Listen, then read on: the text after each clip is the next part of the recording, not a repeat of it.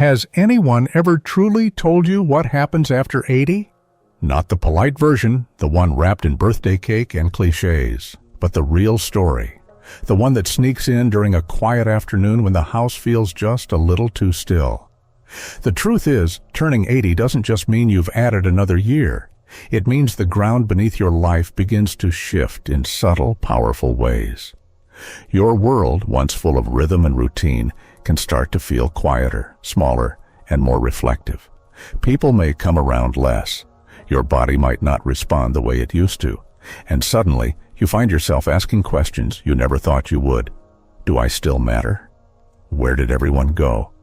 What am I supposed to do with this stage of life? These aren't signs of failure or weakness. They're signs of being alive, of living long enough to notice what others miss.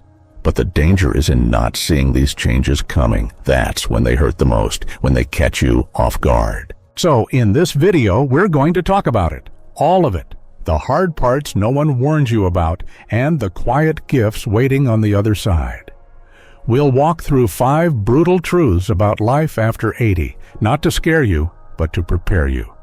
Because when you name something, you can face it. And when you face it, you can shape it.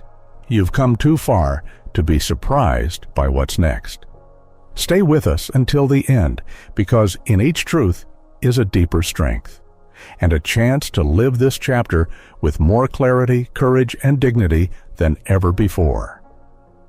And one of the first truths you start to feel, not always loudly but steadily, is that your social circle begins to quietly shrink.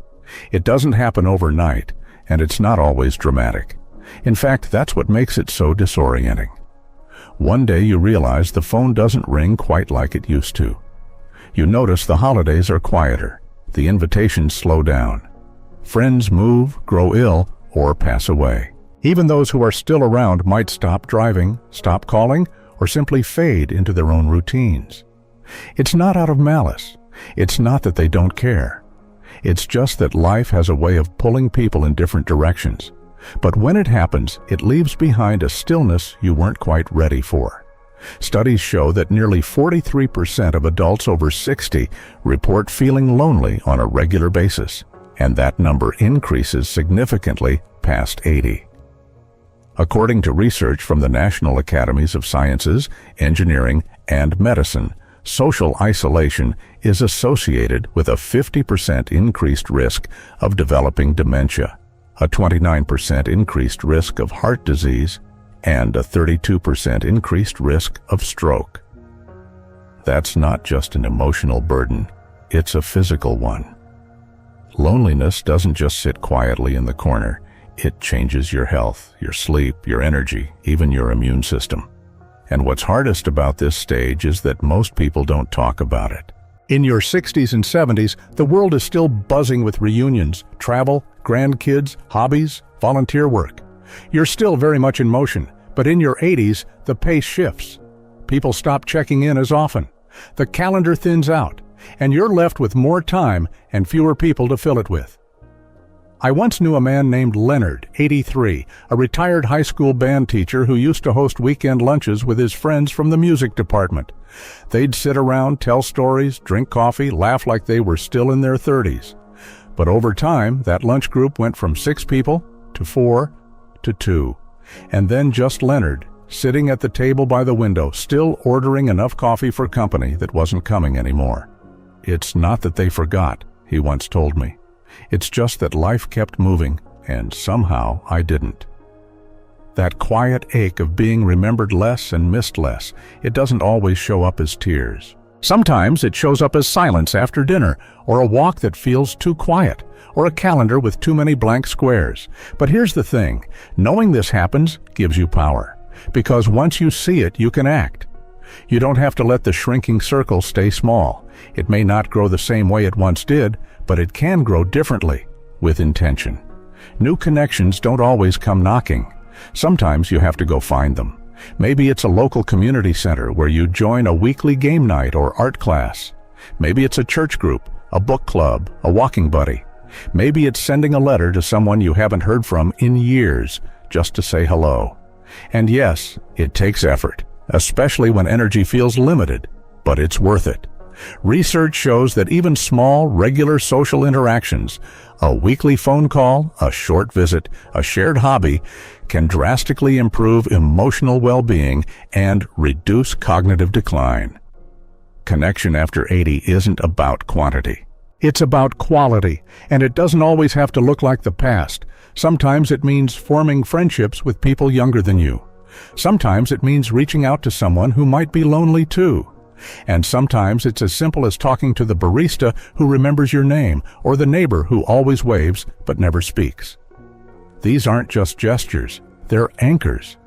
After 80, connection doesn't come automatically. You have to be brave enough to seek it. But here's the truth. If you've made it this far, through every decade, every loss, every change, you already have the strength to do that. You already carry the courage it takes to stay open. Your voice still matters, your presence still matters, and your life still holds space for new laughter, new stories, and new friendships, even now, especially now. So don't wait for the call to come in. Be the one who picks up the phone. Be the one who keeps the seat warm at the coffee shop. Because when you make that choice, you don't just fight off loneliness. You make room for something beautiful to return. Connection on your terms. And right alongside the quiet shrinking of your social world comes something just as unexpected. Your body, once so dependable, stops bouncing back the way it used to. This isn't just about stiffness in the morning or needing an extra pillow at night. It's about realizing that recovery now moves at a different pace, and sometimes it doesn't arrive at all. Where once a sore knee resolved itself in a weekend, now it lingers for weeks. A common cold stretches into a month-long fatigue. A misstep on the stairs, something that would have been shrugged off before, can lead to months of pain, doctor visits, and cautious movement. And what makes this shift so difficult isn't only the physical discomfort, it's the unpredictability. You can do everything right. Eat well, take your vitamins, get your rest, and still your body seems to make its own decisions without asking. One day you're gardening, the next you're icing your back, wondering what changed. This isn't weakness, it's biology. The National Institute on Aging notes that after age 80, muscle mass decreases more rapidly, and balance and bone density decline significantly. This increases the risk of falls, which are now the leading cause of injury-related death in adults over 65. In fact, according to the CDC, 1 in 4 Americans aged 65 plus falls each year, and those who fall once are twice as likely to fall again. That's not fear-mongering, it's truth. And with that truth comes the need for a new kind of awareness. I remember meeting a woman named Clara, age 84. Sharp, kind-hearted, and fiercely independent, she loved walking her dog every morning, rain or shine. It was her routine, her freedom. But one icy morning, she slipped just slightly on her porch step. Nothing dramatic, just a small stumble. No broken bones, no ambulance. But that one fall changed how she moved. She stopped walking the dog. Then she stopped going out in the morning. I didn't want to be afraid, she said, but I couldn't trust my body the way I used to. And that's the turning point for many. Not the fall itself, but the doubt it plants. The fear that even being careful might not be enough. So how do we live with a body that doesn't bounce back? We learn to move forward with wisdom instead of frustration. We stop demanding the same response from our bodies and start honoring what they've carried us through. Recovery might be slower now, but presence can be sharper. Awareness can be deeper. And with that, we adapt. It might mean using a cane, not because we're giving up, but because we're choosing safety. It might mean taking the elevator instead of the stairs, not as surrender, but as strategy.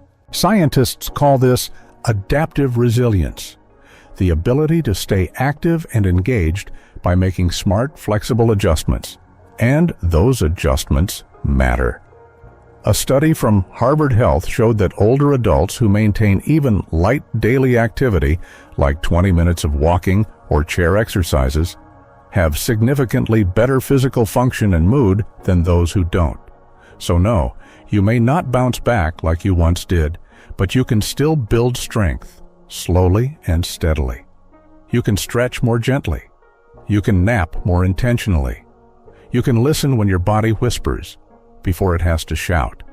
This stage isn't about decline, it's about recalibration. And just because your energy shifts doesn't mean your power disappears. Think of it like this.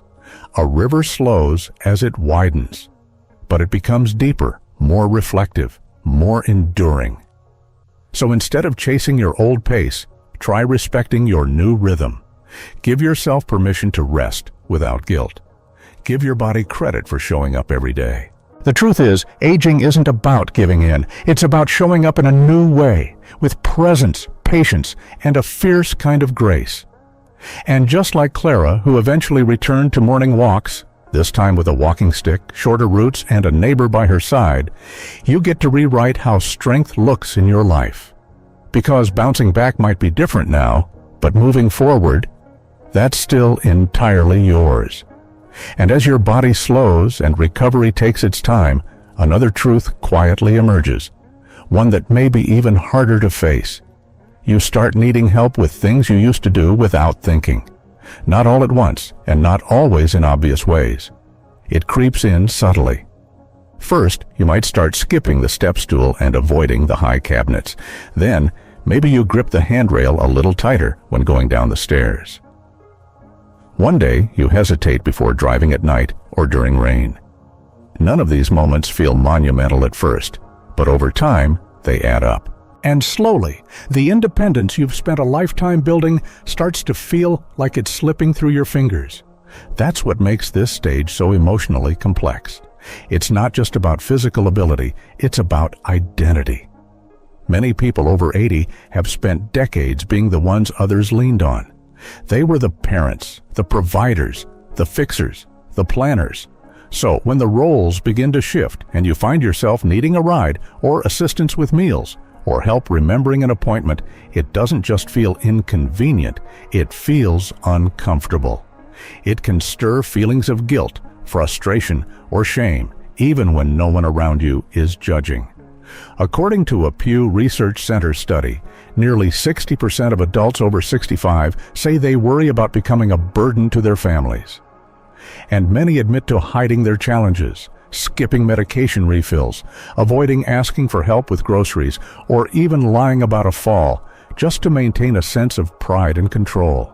I knew a man named Ray, 86, who had built his own home with his bare hands. He was the kind of person everyone called when something broke, when they needed advice, when the power went out. But after a minor stroke, Ray found himself struggling to button his shirt and hold a fork steadily. Still, he insisted he was fine. He didn't want to worry his kids. He didn't want to feel like a project. But as weeks passed, he became more isolated, more exhausted, more frustrated. It wasn't until his daughter gently told him, "Dad, helping you doesn't make you less, it lets us love you more," that something shifted. Slowly, Ray began to accept help, not just with tasks, but with grace, and his world got brighter. The hard truth is that after 80, independence looks different.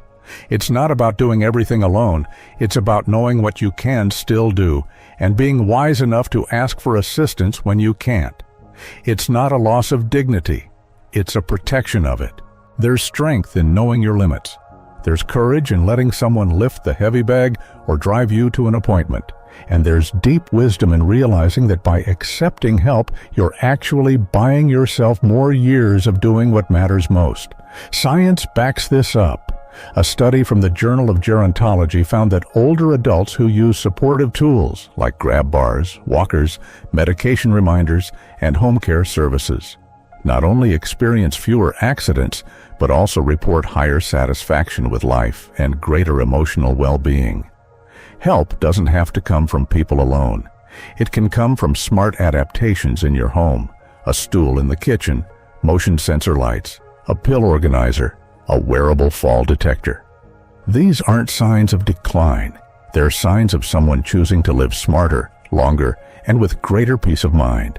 The real risk isn't in asking for help.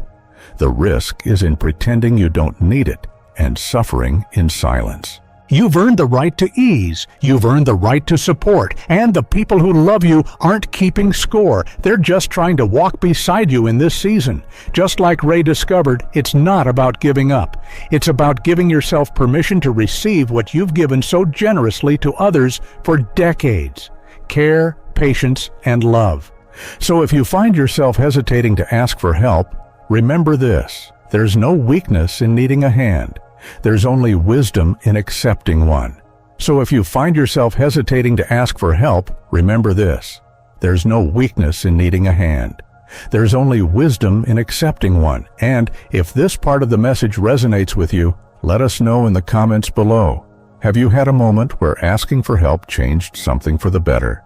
Share your story. We read every comment, and your experience might be exactly what someone else needs to hear. And if you found value in this conversation so far, please take a moment to like this video, subscribe to the channel, and hit the bell so you never miss what comes next. We're building a space where honesty meets encouragement, and your voice makes it stronger. Now, let's move on, because there's another truth we need to talk about. One that's felt, not in the body, but in how the world sees you, or doesn't. But even as you learn to accept help and adapt with wisdom, there's another shift that cuts deeper, not into your muscles or your pride, but into your very sense of being. It's the growing feeling that the world around you has stopped seeing you. Not the people closest to you, perhaps, but the broader world. The cashier who looks over your head to the next customer, the receptionist who speaks to your adult child instead of you, the waiter who raises their voice unnecessarily or assumes you can't read the menu. It's subtle at first, almost easy to dismiss. But over time it becomes clearer. You're still here, still thinking, still capable, but you're being overlooked. This quiet form of invisibility is one of the most painful and least acknowledged truths of aging. It's not rooted in physical decline or mental loss. It's a social erosion, the way the fast-moving world forgets to slow down for the wisdom in its midst. AARP reports that ageism, the stereotyping and discrimination based on age, is experienced by nearly 2/3 of adults over 60 in the U.S. And it doesn't just affect self-esteem. Studies published in The Lancet and JAMA have found that persistent ageism is associated with increased depression, anxiety, and even reduced lifespan. That's right. Being dismissed, even subtly, can literally affect how long and how well you live. I remember a woman named Teresa, 87, who had volunteered at her local history museum for over 20 years. She was a walking archive, full of stories, timelines, context. But one afternoon, a younger staff member introduced her to a group of visitors simply as a long-time helper. Teresa smiled politely, but later confided, "I'm not just a helper. I lived that history." But they don't ask anymore. That kind of erasure doesn't happen with shouting or cruelty. It happens with assumptions, with well-meaning speed, with the world forgetting that wisdom often walks a little slower. But here's the powerful truth. You don't have to accept invisibility. Just because others stop looking doesn't mean you have to stop showing up. You still have agency, you still have presence, and you still have stories that need telling. So what can you do when the world starts to look past you? You speak, you assert, you participate. Studies show that older adults who stay engaged in civic life, whether through voting, volunteering, mentoring, or joining community discussions, report higher levels of self-worth and lower levels of depression. Engagement brings visibility. It reminds others, and more importantly, yourself, that your voice still carries weight. Maybe that means raising your hand in a town hall. Maybe it means mentoring someone younger or sharing your story with your grandkids. Maybe it's as simple as telling the doctor, "I'd like to speak for myself." These acts aren't confrontational. They're declarative. They say, "I'm still here. I still matter." And the truth is, the world needs your presence. Younger generations are starving for perspective, for grounding, for the lived experience that can't be Googled. Your presence is a living bridge between eras, and every time you refuse to shrink, you give others permission to grow. like Teresa eventually did, returning to the museum, but this time insisting on leading her own tours again. If they don't ask, she told me, I'll volunteer anyway. History doesn't retire. Neither do you. So if you've ever felt unseen, remember this: being visible starts with being willing to be seen. You may not get the spotlight handed to you anymore, but you can still step into it, and when you do, you light the way for yourself and for those coming after you. Because presence isn't about age. It's about choosing to show up again and again, no matter how quietly the world tries to forget. And once you've faced the silence of shrinking circles, the frustration of a slowing body, the humility of needing help, and the ache of feeling unseen, a deeper, quieter question often begins to rise, one that doesn't shout, but lingers in the stillness. What is my purpose now? For decades, your life was likely full of direction. You raised children, built a career, kept a household running, showed up for your community, your friends, your family. Your calendar was full, your days had structure. But after 80, that structure begins to dissolve. The kids are grown, the work is done, the house is quieter. And with that space, a strange kind of emptiness can emerge, not because you lack value, but because you haven't yet redefined what that value looks like in this chapter. That's the final hard truth many aren't prepared for. If you don't intentionally reshape your sense of purpose, regret and restlessness can creep in, and they're rarely loud. They show up in the form of too much time and too few reasons to get out of bed. They whisper in thoughts like, I used to be needed, or does anyone really care what I think anymore? And slowly, if left unacknowledged, that sense of fading purpose can weigh heavier than any physical ailment.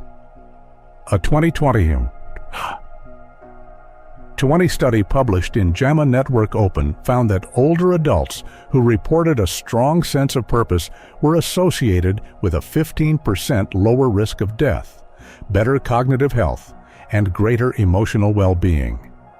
Purpose isn't just spiritual, it's biological.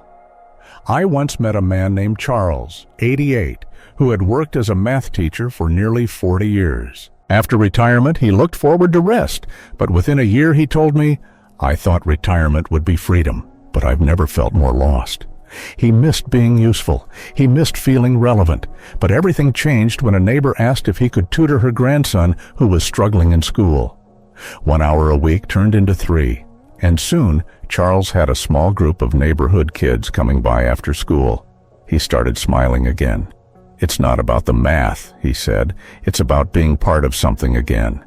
That's the key. Purpose doesn't have to be grand or public. It just needs to feel meaningful. Maybe it's mentoring, maybe it's calling a lonely friend, maybe it's showing up to church early to set out the chairs or planting something new in the garden. Maybe it's writing down the stories you've carried for decades so someone younger can learn from them. You don't have to build a legacy. You just need a reason to keep creating moments that matter. And here's where the gift lies. Purpose after 80 doesn't come from productivity. It comes from presence. From choosing to stay curious, to notice beauty, to love generously, and to bring light wherever you can, even if just in a quiet smile or a kind word. If you're wrestling with past regrets, you're not alone. Everyone has things they wish they'd done differently. But the danger is sitting in those regrets so long that they harden into resignation. Purpose is the antidote, because when you find even the smallest way to give, to serve, to engage, you shift the focus from what's behind you to what's still ahead. And there's always something ahead until your very last breath. So ask yourself not what you used to do, but what brings you to life now, what moves your heart, what gives your day shape, what feels like love in action. Even small acts ripple wide. Charles didn't change the world, but he changed a child's confidence, and in doing so, he rediscovered his own. So if today feels aimless, start with one small act of purpose, one call, one note, 1 hour, and watch how it grows. Because your purpose hasn't retired, it's just waiting for you to meet it where you are now, older, wiser, and more powerful than ever, Reaching your 80s is no small feat. It's a testament to decades of resilience, love, loss, learning, and growth. But with that incredible depth of experience also comes a new kind of landscape, one that asks for slower steps, deeper reflection, and more intentional choices.